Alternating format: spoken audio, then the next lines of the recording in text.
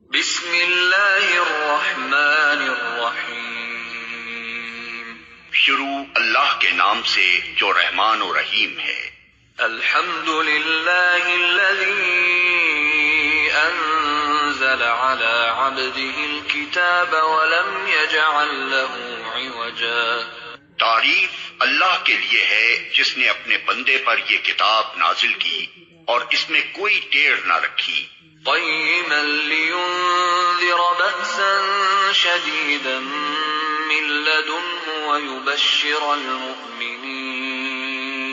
ويبشر المؤمنين الذين يعملون الصالحات أن لهم أجرا حسنا ماكثين فيه أبدا۔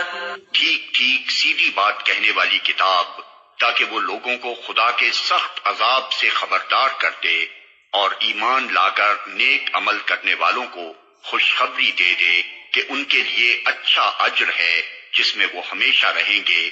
وَيُنذِرَ الَّذِينَ قَالُوا اتَّخَذَ اللَّهُ وَلَدًا مَا لَهُم بِهِ مِنْ عِلْمٍ وَلَا لِآبَائِهِمْ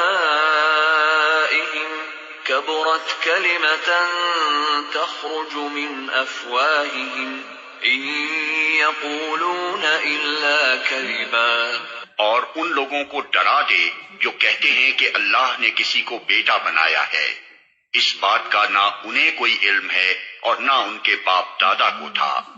بڑی بات ہے جو ان کے منہ سے نکلتی ہے، وہ محض جھوٹ بکتے ہیں۔